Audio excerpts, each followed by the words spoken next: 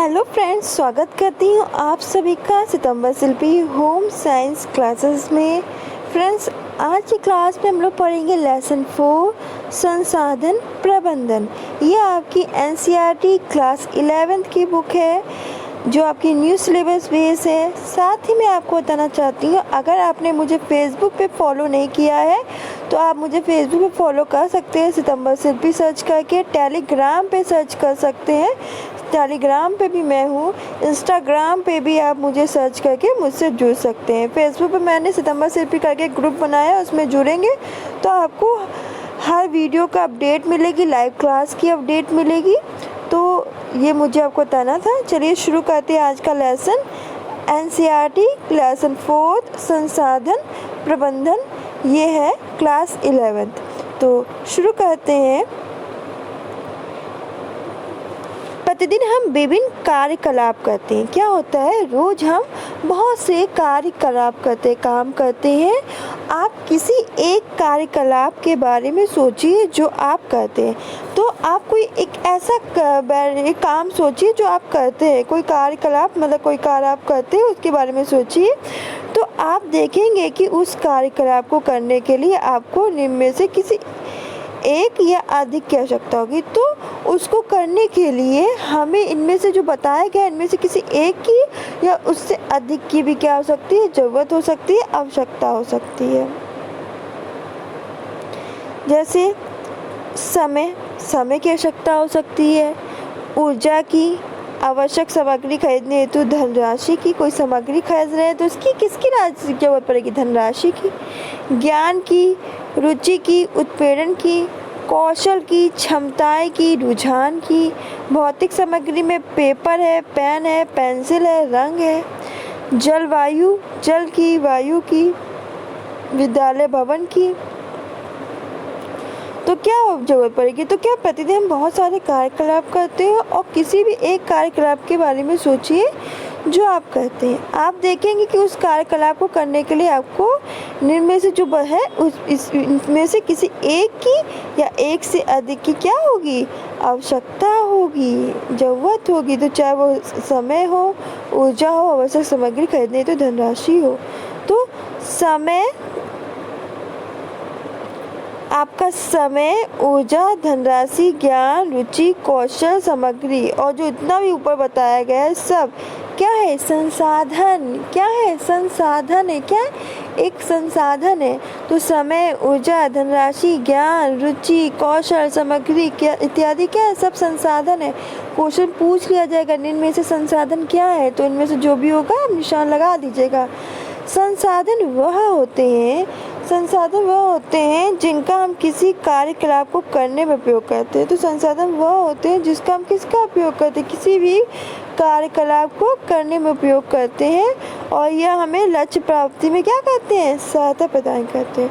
तो संसाधन वह होते हैं जो हमें किसी कार्यकलाप को करने में उपयोग करते हैं और यह हमें लक्ष्य प्राप्ति में क्या करते हैं, सहायता प्रदान करते हैं। आपको किसी विशेष कार्यकलाप के लिए अन्य संसाधनों की तुलना में किसी एक संसाधन की अधिक आवश्यकता होती है। तो क्या होता है, जब हम कोई विशेष कार्यकलाप करते हैं, कोई विशेष काम करते हैं, तो अन्य संसाधन, कोई भी अन्य संसाधन की तुलना में किसी एक संसाधन की क्या होती है, अधिक आवश्यकता हो सकती है।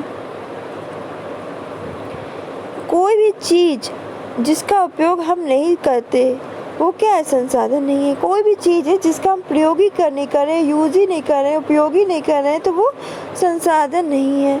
उदाहरण के लिए, एग्जाम्पल के लिए, कि एक साइकिल जिसका काफ़ी समय से उपयोग नहीं किया गया, एक साइकिल है जिसका बहुत समय से क्या कोई यूज़ ही नहीं किया गया है और आपके घर में बेकार पड़ी है। कोई साइकिल है मान लीजिए, और आप क्या, ये समझ लीजिए साइकिल है और आपने इसको यूज़ ही नहीं किया, यूज़ ही नहीं किया, बहुत दिन से आपके घर में बेकार पड़ी है। तो क्या है, ये आपके लिए संसाधन नहीं है क्योंकि आप उसको यूज़ ही नहीं कर रहे, बेकार है। आप कोई वो किनारे पड़ी, कोई साधन वो काम ही नहीं कर रहा, पर ये किसी और के लिए क्या हो सकती है, संसाधन हो सकती है। कोई है, इसको बेकार नहीं फेंक सकता, इसका यूज़ करेगा तो उसके लिए क्या बन जाएगी, संसाधन बन जाएगी उस व्यक्ति के लिए। यदि आप संसाधनों की जो ऊपर मैंने सूची बताई है तो देखेंगे तो उसको दो भागों में हम विभाजित कर सकते हैं। पहला है मानव संसाधन और दूसरा है गैर मानव संसाधन या भौतिक सामग्री। तो इस बात को अच्छी तरह समझ लीजिए। क्वेश्चन यहाँ से पूछा जाता है कि संसाधनों को हम कितने भागों में विभाजित कर सकते हैं। तो संसाधनों को हम दो भागों में विभाजित कर सकते हैं, एक मानव संसाधन, दूसरा है गैर मानव संसाधन अथवा भौतिक सामग्री। गैर मानव संसाधन या भौतिक सामग्री। संसाधन, मैंने बताया अभी आपको कि जो संसाधन है उसे दो भागों में बांटा गया, मानव संसाधन, दूसरा गैर मानव सामग्री। मानव संसाधन में ज्ञान, अभिव्यक्ति, कौशल, समय, ऊर्जा, और गैर मानव सामग्री या संसाधन में धन, स्थान, सामग्री और उपकरण आता है।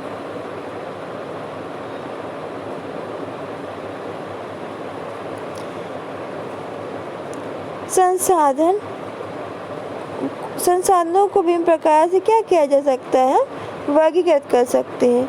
एक तो मानव या गैर मानव संसाधन, व्यक्तिगत या साझे के संसाधन, प्राकृतिक या सामुदायिक संसाधन। तो मानव या गैर मानव संसाधन, व्यक्तिगत या साझे संसाधन, प्राकृतिक और सामुदायिक संसाधन। मानव और गैर मानव संसाधन कौन से होते हैं, पहले इसको समझते हैं। किसी भी कार्यकलाप को करने के लिए मानव संसाधन प्रमुख होते हैं। ये संसाधन प्रशिक्षण और आत्मविकास के माध्यम से विकसित होते हैं। तो किसके माध्यम से, जो आपके मानव संसाधन है ये आपका प्रशिक्षण से और खुद के विकास के माध्यम से क्या होते हैं, विकसित होते हैं, डेवलप होते हैं। जैसे किसी क्षेत्र या कार्य के संबंध में ज्ञान अर्जित किया जा सकता है। जैसे कोई क्षेत्र है, ये कार्य है, तो किसके संबंध में क्या ज्ञान अर्जित किया जा सकता है और कौशल का विकास किया जा सकता है, जिससे आपका क्या रुझान, उसके प्रति क्या आपका जो रुझान है, रुचि है, वो क्या विकसित करने में क्या मिले, सहायता मिले। तो मानव संसाधन के बारे में हम लोग अच्छे से पढ़ते हैं। पहले आपका आता है ज्ञान, तो पहले आपका आएगा ज्ञान संसाधन। तो इस संसाधन का उपयोग व्यक्ति जीवन भर करता है। जो ज्ञान है, इस संसाधन का उपयोग व्यक्ति क्या करता है, जीवन भर करता है। ये किसी भी कार्यकलाप को सफलतापूर्वक करने के लिए पहली आवश्यकता है।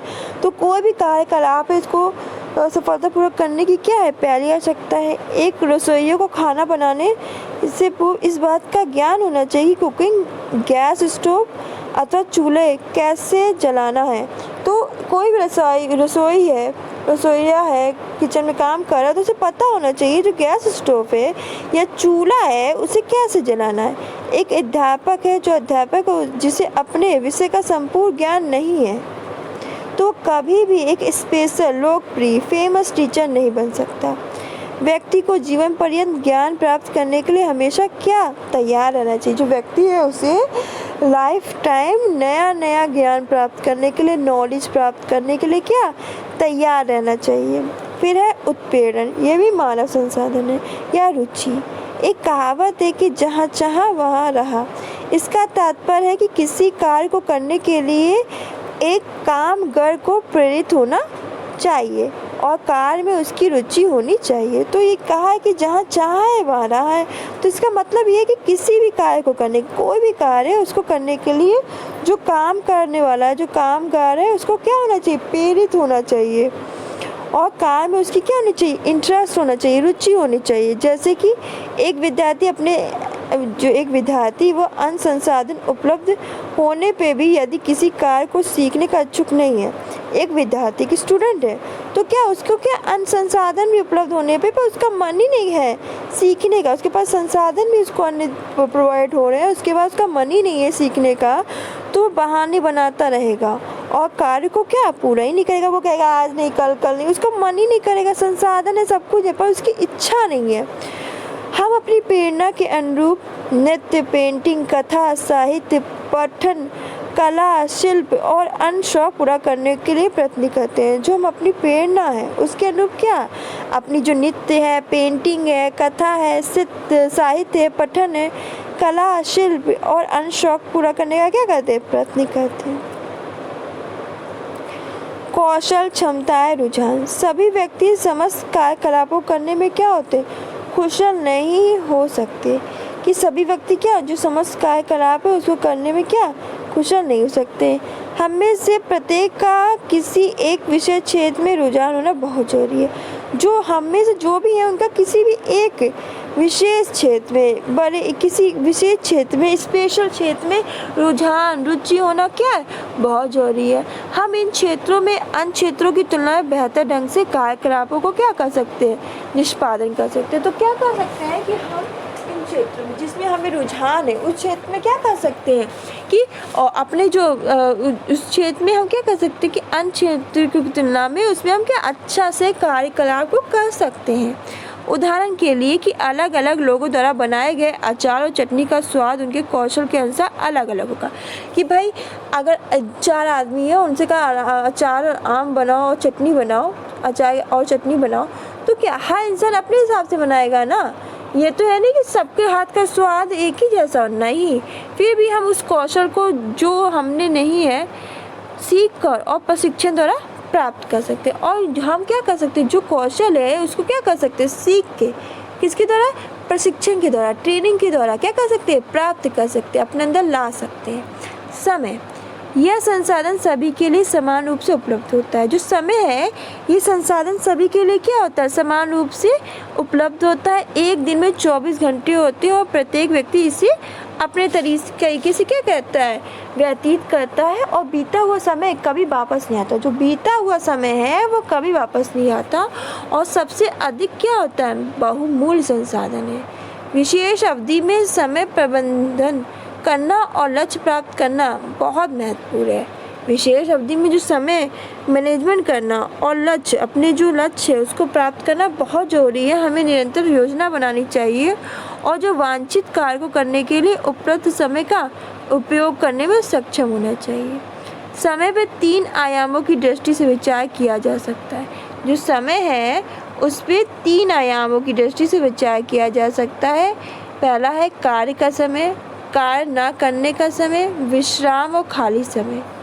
तो समय है उस पर 3 आयामों की दृष्टि से विचार किया जा सकता है। इसको लिख लीजिए, शायद क्वेश्चन आ जाए। तो समय है उसमें 3 आयामों की दृष्टि से विचार किया जा सकता है। एक है कार्य का समय, दूसरा है कार्य ना करने का समय और तीसरा है विश्राम और खाली समय। हमें अपने लक्ष्यों की प्राप्ति के लिए समय है समय को इन 3 आयामों के बीच संतुलित करना सीखना चाहिए। जब व्यक्ति इन तीनों आयामों को संतुलित करना सीख जाता है, यानी कार्य का समय, कार्य ना करने का समय, विश्राम का समय और कौन सा खाली समय रखना है, यानी कार्य किस समय करना है, किस समय हमें कार्य नहीं करना है, विश्राम किस समय करना है और खाली समय।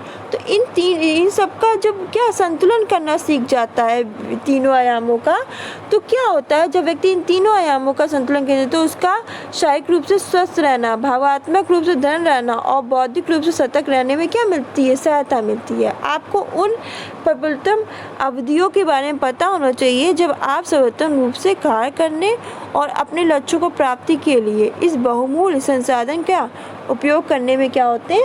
सक्षम होते हैं।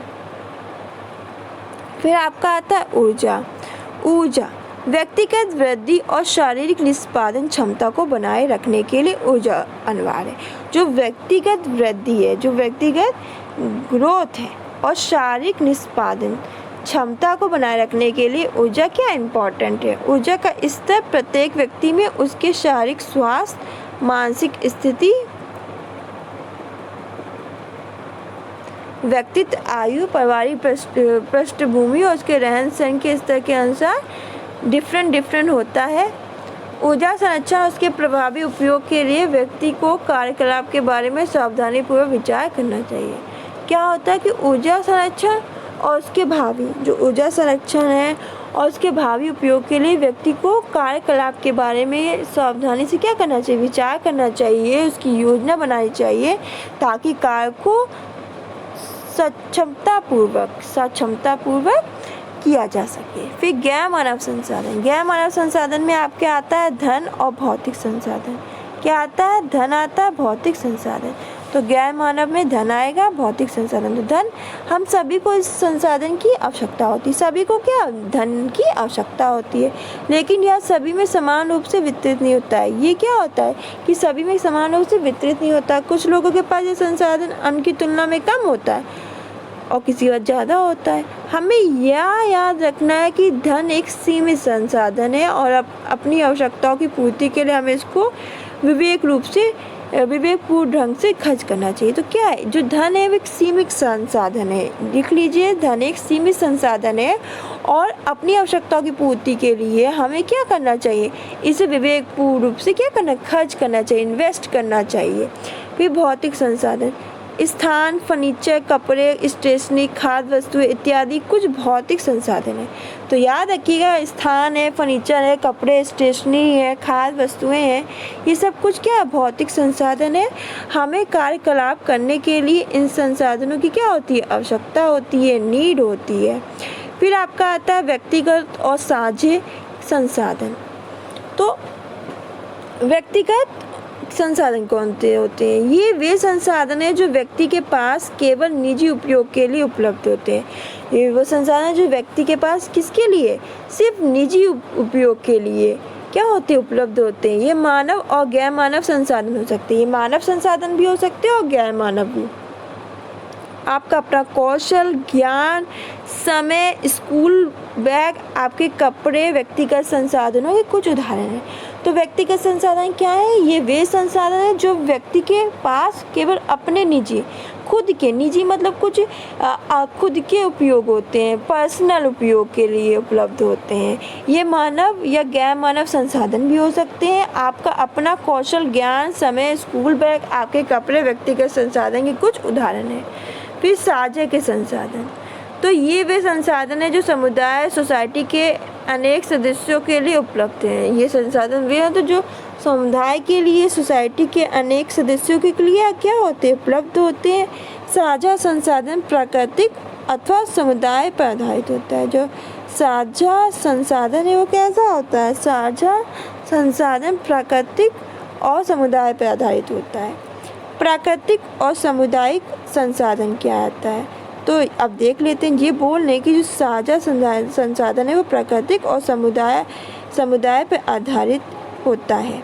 तो अब हम आगे पढ़ेंगे प्राकृतिक और सामुदायिक संसाधन क्या होते हैं। प्राकृतिक संसाधन क्या होते हैं, प्रकृति में उपलब्ध संसाधन प्राकृतिक संसाधन होते हैं। जो हमारे नेचर में, जो हमारी प्रकृति में उपलब्ध हैं वो संसाधन क्या कहलाते हैं, प्राकृतिक संसाधन कहलाते हैं। जैसे जल है, पहाड़ है, वायु है, ये सब क्या है, प्राकृतिक संसाधन है। ये हम सभी के लिए उपलब्ध होते हैं और अपने पर्यावरण की सुरक्षा के लिए हम सभी का दायित्व है कि इनका उपयोग विवेक रूप से ढंग से करें।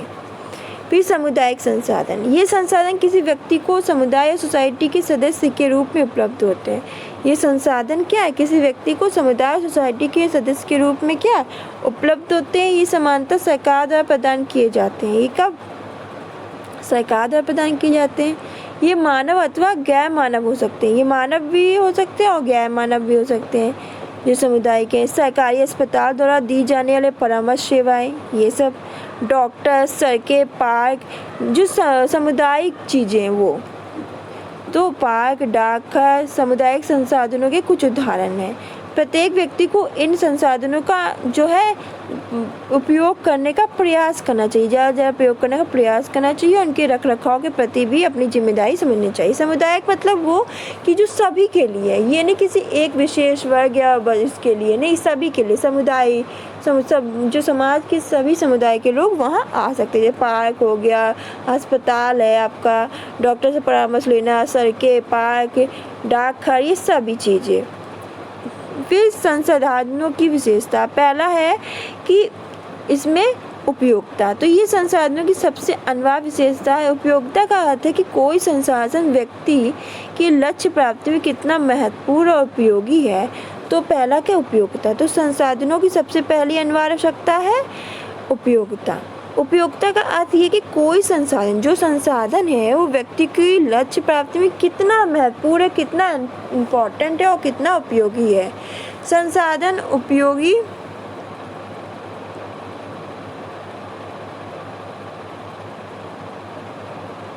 है या नहीं, यह लक्ष्य स्थिति पर निर्धारित करता है। तो क्या संसाधन उपयोगी है या नहीं, ये किस पे, लक्ष्य और स्थिति, जो लक्ष्य गोल है और स्थिति कंडीशन उस पर निर्धारित करता है।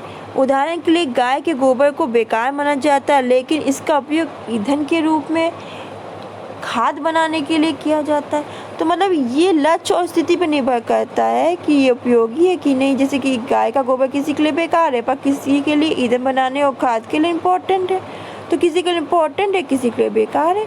परिवार अथवा समुदाय में उपलब्ध महत्वपूर्ण संसाधनों के उचित उपयोग से अत्यधिक क्या मिलती है, संतुष्टि मिलती है। तो क्या होता है, जो परिवार और समुदाय में जो उपलब्ध जो महत्वपूर्ण इम्पोर्टेंट संसाधन है, तो उसके उचित उपयोग से क्या मिलती है, अत्यधिक संतुष्टि मिलती है। ये आप देख लीजिए, ये इम्पोर्टेंट है, देख लेते हैं। स्वयं के बारे में सोचो, अपने पास उपलब्ध मानव संसाधन की सूची बनाएं और उसे विचार करने के लिए निम्न दिशा निर्देश का उपयोग करें। जैसे ज्ञान, ये बता रहे हैं किन क्षेत्रों के बारे में आपको जानकारी है। फिर उत्प्रेरण, रुचि के लिए कि कार्यकलापों को करने में आपको सबसे अधिक आनंद आता है। तो किन कार्यकलापों को करने में रुचि कैसे पता चलेगा ना, जब आप किन कार्यकलापों को करने में आपको सबसे आनंद आता है, वही आपकी रुचि है।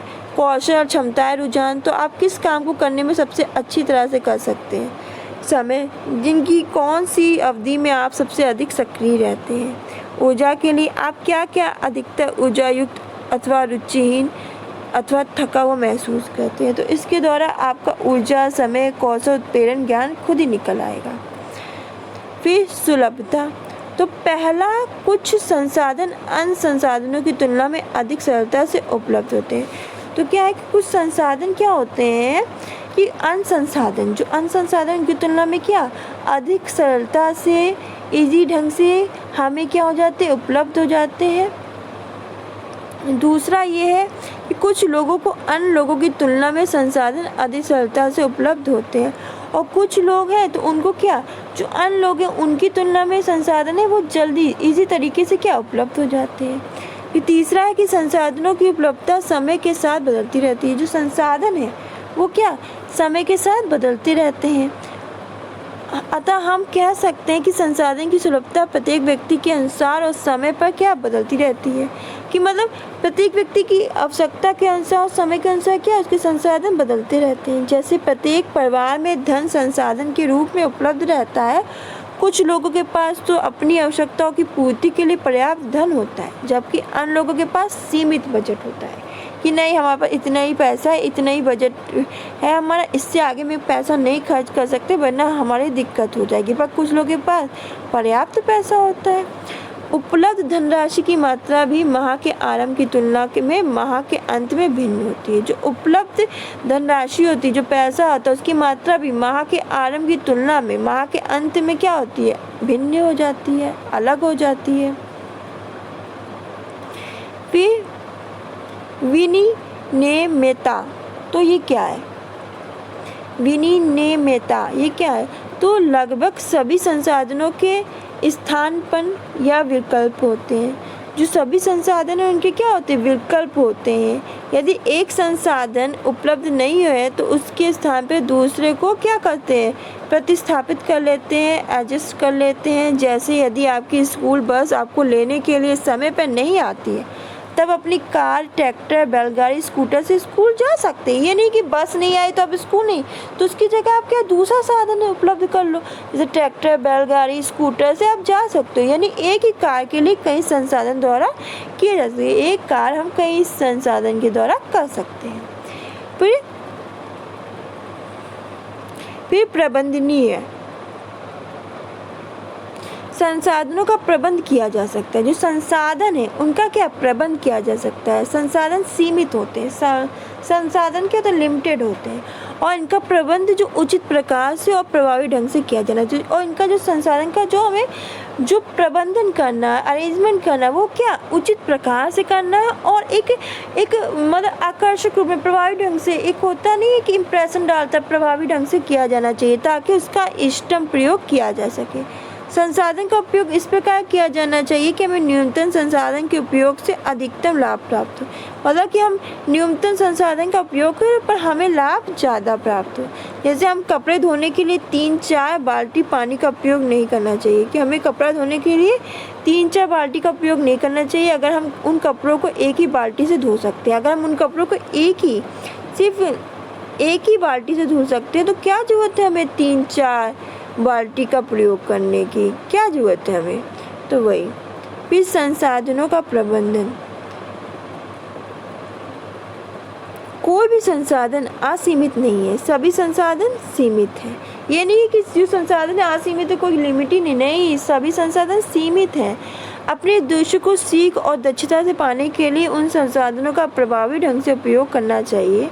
क्या होता है कि अपने लक्ष्यों को, जो अपने उद्देश्यों को शीघ्र, जल्दी से और दक्षता से पाने के लिए उन संसाधनों का प्रभावी ढंग से हमें क्या करना चाहिए, उपयोग करना चाहिए। अतः संसाधनों का दुरुपयोग नहीं करना चाहिए। संसाधन है उनका हमें क्या मिसयूज़ नहीं करना चाहिए, उन्हें बर्बाद नहीं करना चाहिए।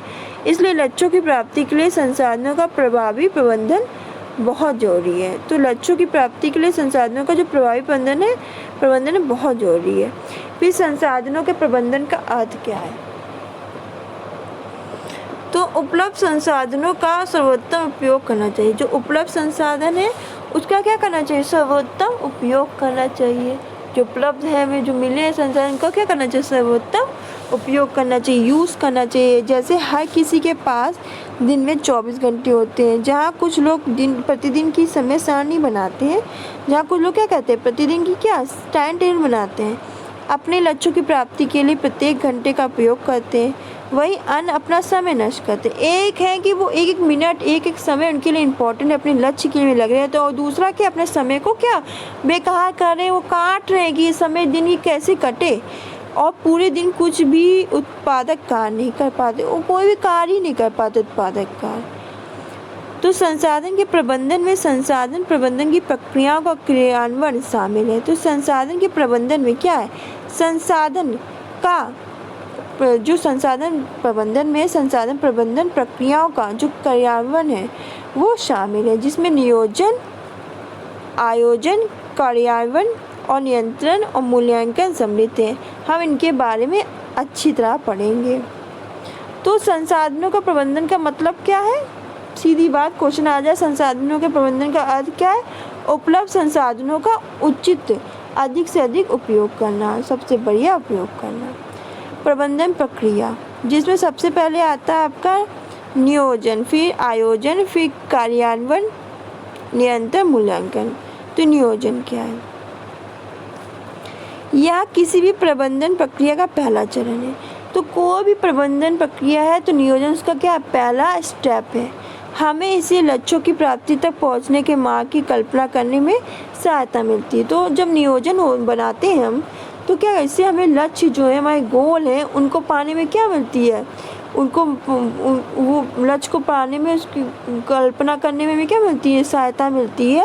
नियोजन का अर्थ है उपलब्ध संसाधनों के उपयोग द्वारा निश्चित लक्ष्यों को प्राप्ति हेतु कार्रवाई करने के लिए क्या योजना बनाना। मतलब नियोजन में क्या होता है कि हमें अपने लक्ष्य की प्राप्ति के लिए क्या करना, योजना बनाना। नियोजन में कार्य अवधि का चुनाव किया जाता है। नियोजन में क्या करते हैं, कार्य अवधि का चुनाव करते हैं। लक्ष्य की प्राप्ति हेतु प्रभावी ढंग से योजना बनाने के लिए हमें जो निम्न 4 मूलभूत प्रश्न जरूर पूछना चाहिए, जिससे योजना बनाने में हमें आसानी होती है। पहला है कि हमारी वर्तमान स्थिति क्या है।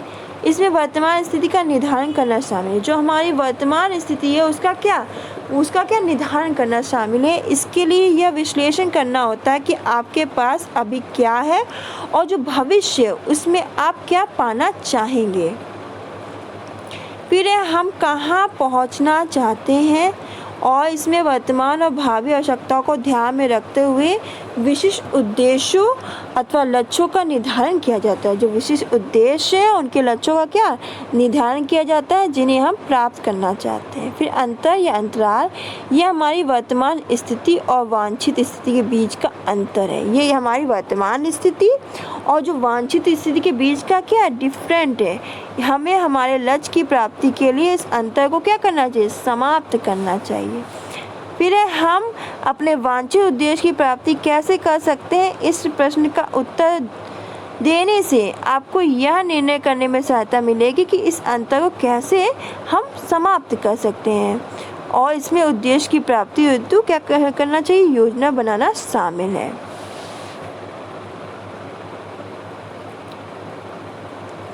फिर आपका आता है नियोजन के चरण क्या है। पहला नियोजन के चरण, ये लिख लीजिए, ये क्वेश्चन आपका पूछा जाता है पेपर में, चाहे आपका नेट का पेपर हो, टीजीटी, पीजीटी, DSSD सब में पूछा गया है, तो ये सब लिख लीजिए, इम्पोर्टेंट है।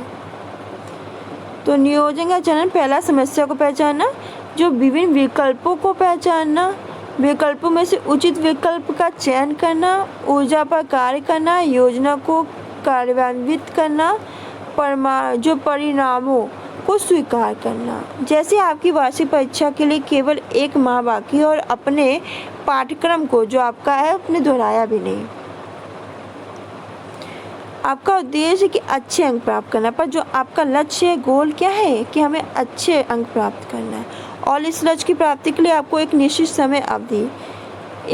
समय अवधि में क्या अंतराल में आपको 5 विषय का क्या करना, अध्ययन करना, स्टडी करनी है। और आप इस उद्देश्य की प्राप्ति के लिए तरीका खोजेंगे, कोई योजना बनाएंगे कि हम कैसे कर सकते हैं, जिसमें प्रत्येक विषय का अध्ययन करने के लिए आपके द्वारा लगाए गए घंटों की संख्या और विषय की जो प्राथमिकता है उसका निर्धारण किए। जो आप घंटे लगा रहे हो और जो विषय की प्राथमिकता को आप निर्धारण करना है, वह अन्य कार्यकलाप कम करना है।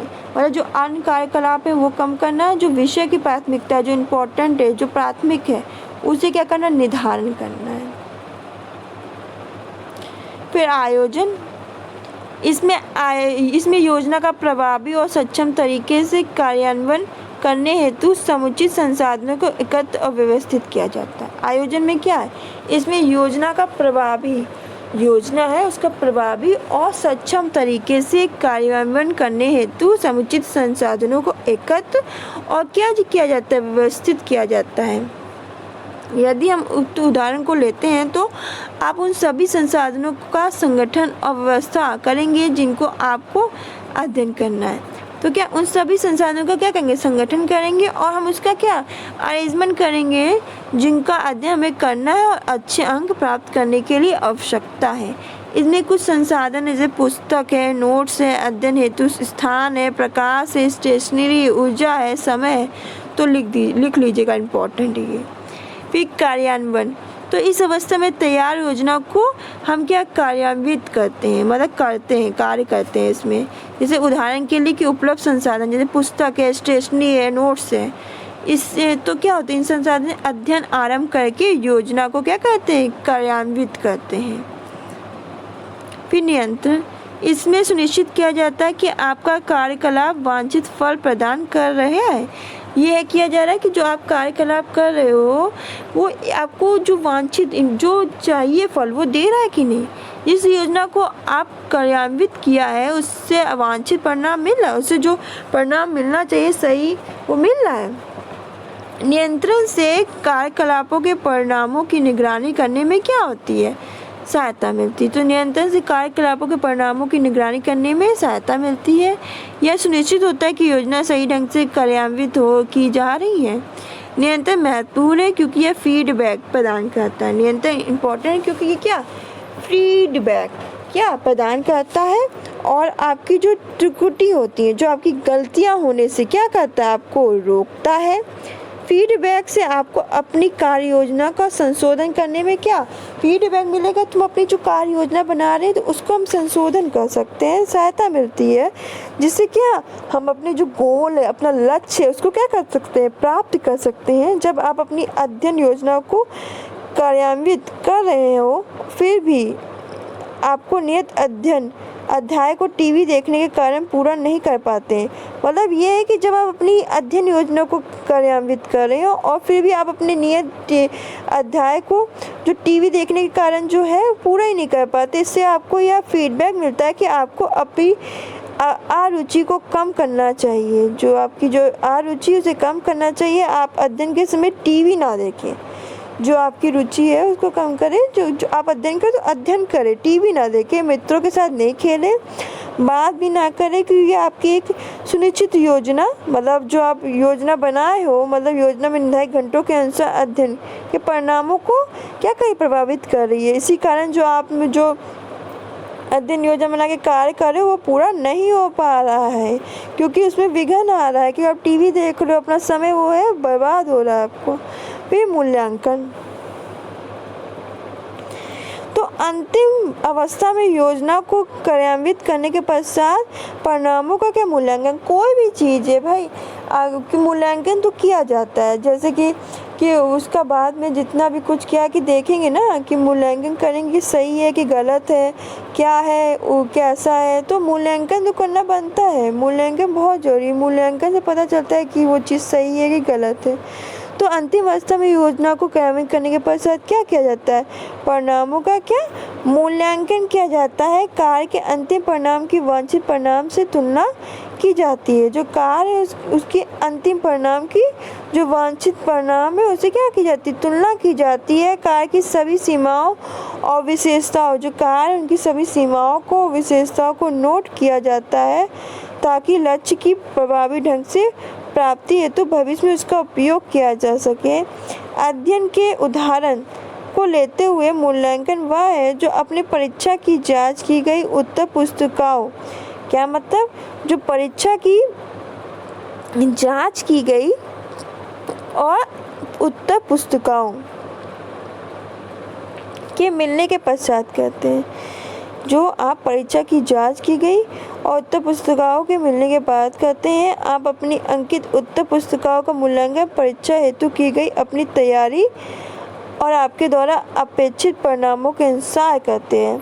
तो इसमें यह है कि जब आप परीक्षा की जांच की गई तो उत्तर पुस्तिकाओं के मिलने के पश्चात ही करते हैं परीक्षा की जांच और अपनी अंकित उत्तर पुस्तिकाओं का मूल्यांकन परीक्षा हेतु की गई अपनी जो तैयारी, जो परीक्षा है उसमें जो आपने जो तैयारी की है और आपके द्वारा जो अपेक्षित परिणामों के अनुसार करते हैं। जो आप अपेक्षित अपने परिणाम सोच रहे हो उसके अनुसार करते हैं। यदि किसी विषय में आपके अंक आपकी अपेक्षा से कम आते हैं, जैसे कोई विषय आपने सोचा इतने अंक आएंगे उसके बाद ही आपके कम अंक आते हैं, तो आप उसका कारण जानने की क्या कोशिश करेंगे। साथ ही आप अपनी उन क्षमताओं को जानने का प्रयास करेंगे जिससे आपको उन विषयों में अच्छे अंक प्राप्त हो। मतलब ये कि कोई व्यक्ति है कि उसने सोचा, उसने क्या तैयारी की, पेपर की तैयारी की, उसने अपेक्षा कि मैं इतनी अच्छी तैयारी कर रहा हूँ, मेरे इसमें इतने नंबर आने ही हैं, पर पेपर मिला तो उसमें आप अपना फीडबैक दोगे, फिर आपका रिजल्ट आया तो फिर क्या उसमें आपने अपेक्षा की थी पर कम आया, फिर कोई नहीं, आपसे आपकी अपेक्षा से कम आया, फिर उसकी आप तैयारी अच्छी करोगे और अगली बार अच्छे नंबर लाओगे। आप अपनी कमी को मूल्यांकन करोगे, कहाँ कमी रह गई उसको दूर करने की कोशिश करोगे, अपनी कमी को जानने का प्रयास करोगे, जिससे आपको अन्य विषयों में अच्छे अंक प्राप्त करने में क्या मिलेगी, सहायता मिलेगी और आप इन क्षमताओं का उपयोग करके कमियों को दूर करोगे और परीक्षा में अगली बार क्या अच्छे नंबर लाओगे। तो ये है, तो ये था आज का टॉपिक। तो इसी के साथ जो आपका लेसन 4 है मानव जो संसाधन प्रबंधन, ये फिनिश होता है। लेसन 4 है आपका संसाधन प्रबंधन, तो आज ये फिनिश हो गया है। इसमें इतना ही है। नेट के स्टूडेंट हो, टीजीटी, पीजीटी, नीट भी तो आपके लिए इम्पोर्टेंट है। साथ ही मैं बता रही हूँ अगर आपने मुझे फेसबुक पे फॉलो नहीं किया है वहाँ कर ले, टेलीग्राम पे भी मुझे फॉलो कर ले और इंस्टाग्राम पे भी मुझे फॉलो कर ले। सितंबर सिर्फ सर्च करें और मेरे पेज से जुड़े। कल हम लोग पढ़ेंगे जो है, कल हम लोग का चैप्टर क्या है, कपड़े हमारे आसपास, लेसन 5 को कंप्लीट करेंगे। तो